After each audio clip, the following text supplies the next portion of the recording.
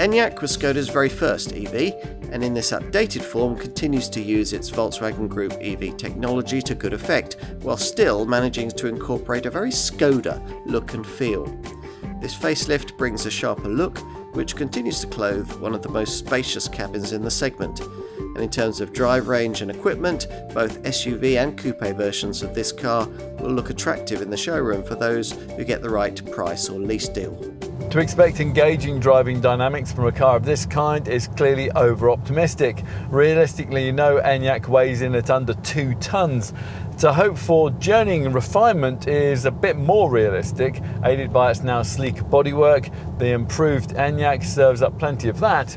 As for ride quality, well, as we said in our test of the smaller L-Rock, it's pretty good by class standards, but it could be so much better if body control wasn't so tightly reined in to satisfy the industry press. You'll hear more positive comments about Enyaq ride quality elsewhere, but that's usually because the testers have been in a version of this car fitted with the DCC adaptive chassis control system that hardly any customers will actually specify. The name Enyaq is apparently derived from the Irish word Enya.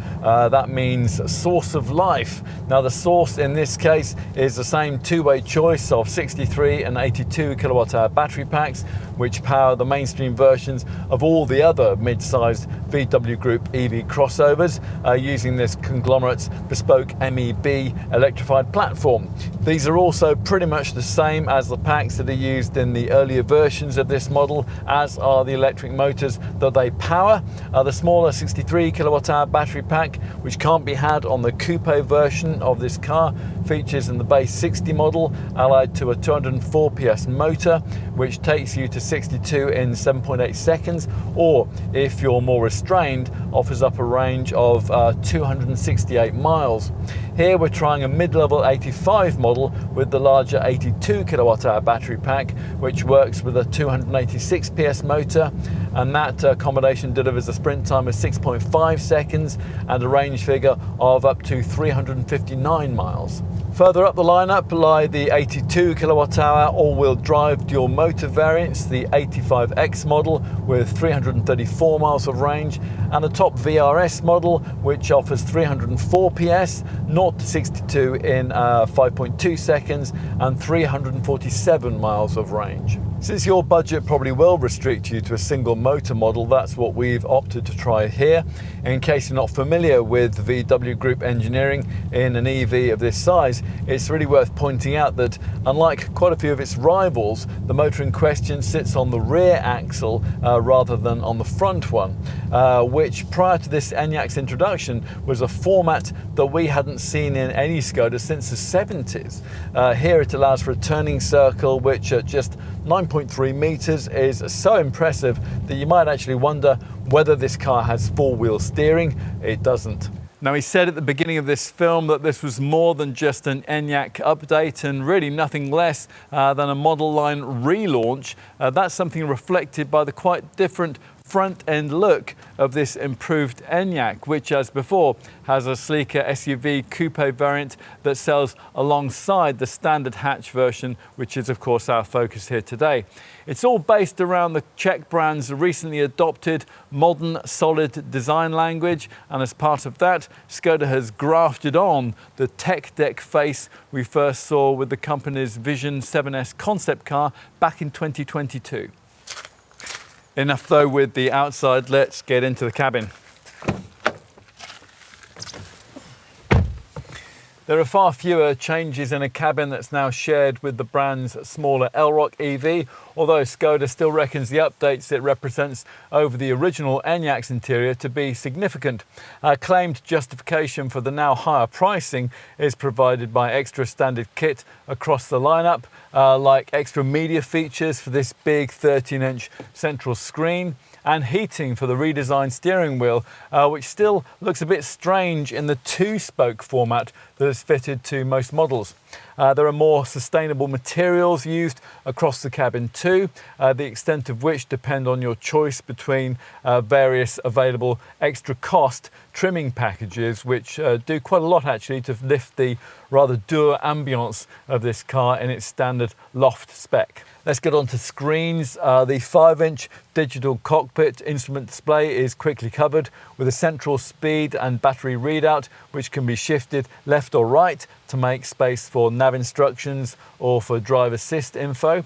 As for that big 13-inch dashboard central screen, well, although it's certainly improved, it still isn't perfect, but it does give the monitors of rival Stellantis models in this class a lesson or two in user friendliness. What else? Well, the front seats here are supportive and well bolstered, and they can be set up quite commandingly. Rearward visibility isn't great thanks to those substantial rear pillars, so it's just as well that all-round sensors and the rear view camera are standard fit. Time to take a look in the rear, where wide opening doors make it easy to lean in and install child seats.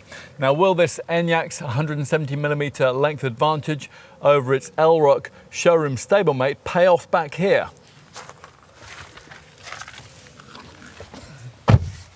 Well, no, not really. The gains in leg and headspace that this Enyaq enjoys over its smaller sibling aren't especially noticeable, and few will feel that they alone justify this larger model's significant price premium. But assuming you're not making that comparison, you are likely to find the rear of this car a spacious and really quite airy and inviting place by class standards. Let's finish with a look out back, which is where you'll have to store everything because unlike some of the segment rivals here, this Skoda can't offer an underbonnet frunk. An Elrock customer who's looking for justification to spend more on an Enyaq would certainly find it here. For a start, unlike with most versions of that smaller model, the tailgate is power and gesture operated, and it rises to reveal a much larger stowage space, 585 litres for this SUV compared to 470 litres in an Elrock. The Enyaq Coupe boot is nearly as spacious, rated at 570 litres. One of the few things that really disappointed us about the original version of this model was its very feeble DC charging speed.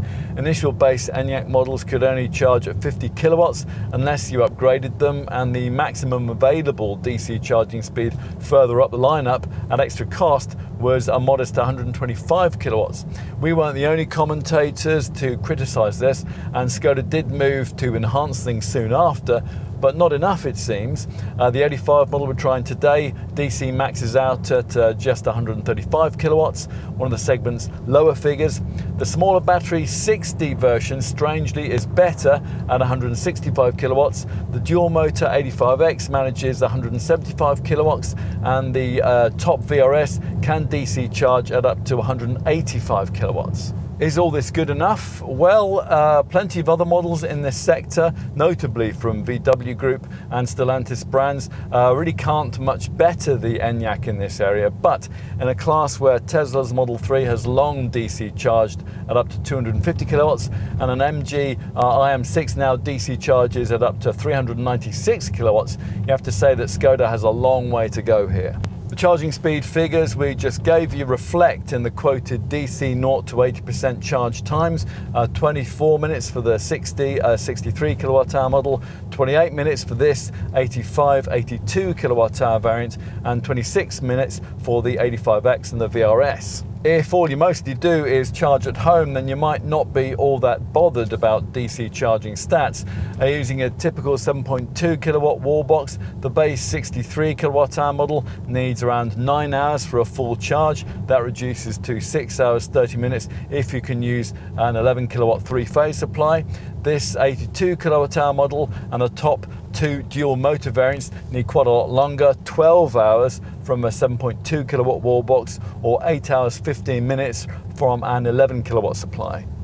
In summary then, the changes made here might not be enough to sustain class-leading sales, but they are certainly sufficient to keep this Enyaq as a car you simply can't ignore if you're shopping in the mid-sized EV segment.